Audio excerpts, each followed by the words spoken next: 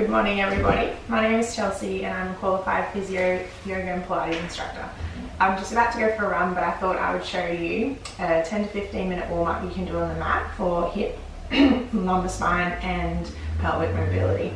This is Gus and he'll be joining us too. If you have a trigger ball and a foam roller, feel free to grab one of those because we'll use them throughout.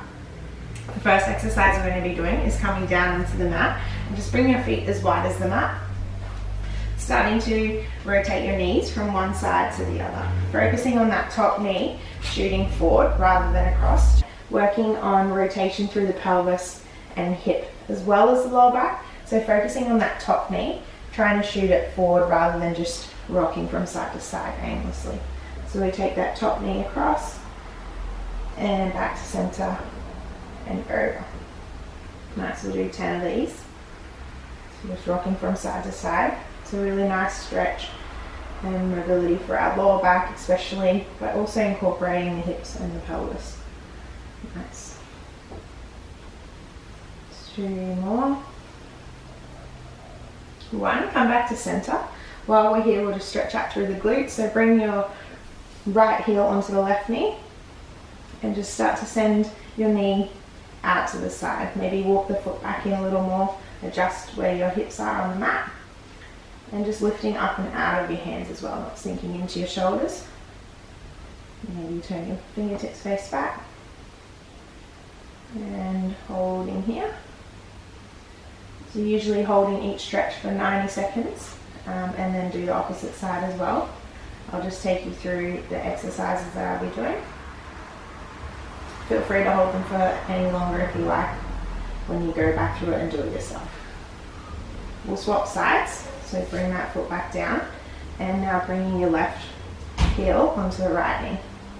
Stretching out through the left glute, so just breathing in through the nose and out through the nose. Start to lengthen your breath.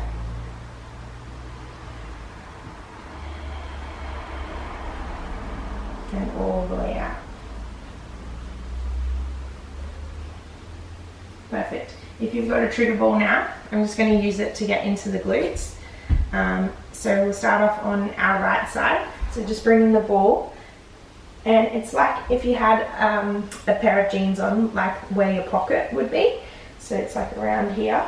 Figure out where you find that trigger point. 4. And then slowly, if you can lower down. God, my glutes are so tight. But just find that area, and you can either roll back and forth, side to side, or just find that trigger point and just holding there. Try and breathe into that resistance.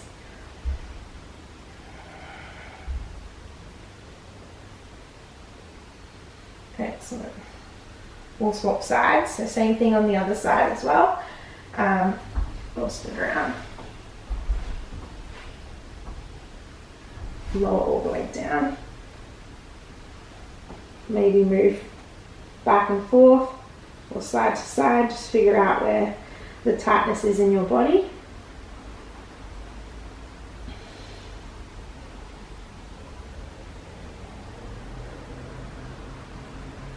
Excellent. Trigger pointing is quite painful, so grab your foam roller now and we'll roll out through our quads. So just rolling over onto the front, finding the top of your hip joint, your ASIs, and then we're going to roll forward. You can support yourself on your hands if you like, rolling back and forth. 4. You can start to angle it a little bit if you want to get into ITB, just rolling over onto the side more. IT is commonly really tight with runners, so maybe start to focus on this area a little bit more, especially up around the attachment and the insertion, so all the way up near the hip or down near the knee. 4. Perfect. Swap sides. Rolling back and forth. You can have your knee out to the side to support. Just find what works for you, maybe down on your forearms.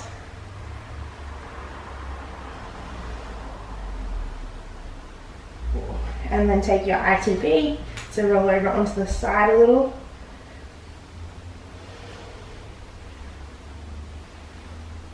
Perfect. Rolling up and down. Alright, we'll take the foam roller out, just coming up, finding your all fours, find tabletop position. Wrists are underneath the shoulders, spreading the fingertips nice and wide, knees underneath the hips, and we'll just move through a few rounds of CatCow. So we start to inhale, arch the spine, look all the way up, open through your collarbones, pushing your chest forward, and then exhale, start to curl your chin to chest, rounding through the upper back, middle back, and lower back. This one is my favorite. We'll do 3 more. Inhale, start to tuck the tailbone under, arching through the lower back, middle back, upper back, looking up. And then breathing out, we're rounding down, making a big C shape through the spine. Nice, 2 more. All the way up. And exhale, chin to chest. Nice, last one. And all the way down. Nice. Also important with runners is thoracic mobility for our upper body. Commonly runners just focus on their lower body and miss out the most important bit with their arms. So we'll take thoracic rotation here. So we'll reach the right arm up to the sky, and then exhale, you're going to take the arm underneath, coming down onto that shoulder, threading the needle, trying to open up through the shoulder blades. Let your forehead come down to the mat, and hips nice and high. Nice. 3 deep breaths.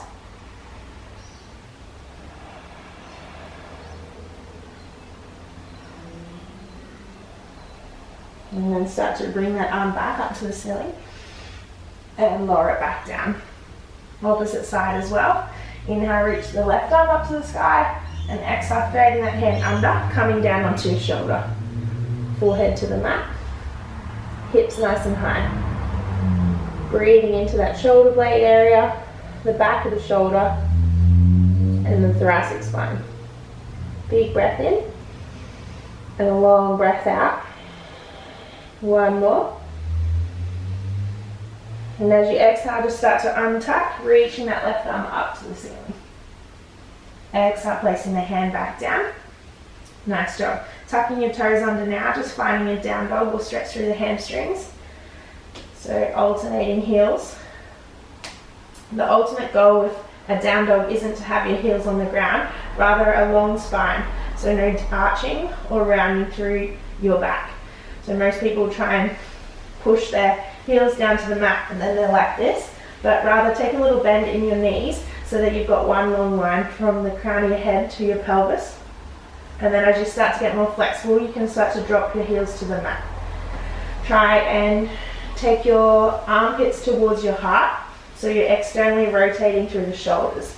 Spread your fingertips nice and wide and start to look towards your belly button. Feet are hip distance apart. Big breath in and a long breath out. Nice, 2 more.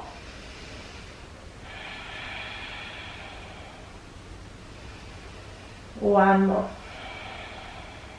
Nice.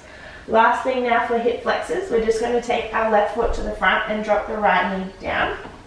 Coming up, finding your low lunge. If you need to put something underneath your knee, you can. And we're just going to stretch into our right hip flexor here. So tucking your tailbone under, really start to emphasize that hip flexor stretch. So some people might just lean forward like this, under. Instead of just sinking into your hips, tuck the tailbone or the pubic bone towards the ceiling. So you want to posteriorly rotate through your pelvis. And then we start to lean forward. Our knee never comes over the toes on the front foot. It's about in line with that ankle. And then just stretching here. Breathe in and out. Perfect. 2 more.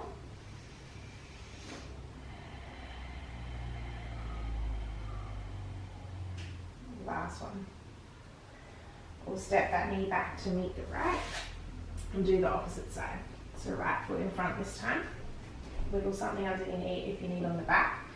And then just start to tuck your tailbone, pubic bone towards the ceiling. Rotate through the pelvis so that you emphasize that stretch on your hip flexor. One side might be tighter than the other.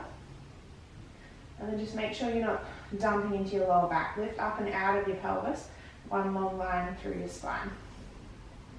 So no arching back or forward, just nice and straight up and down. Bending that front knee to go a little bit deeper into the stretch. And your knee is tracking in line with your second toe. So you should be able to see your big toe there. Excellent. One more. And all the way out. Stepping back. So there you have a quick little warm up you can do before you go for a run or just even to start your day, focusing on our hip, lower back and pelvic mobility. I hope you enjoyed and I'll see you again soon. Thank you.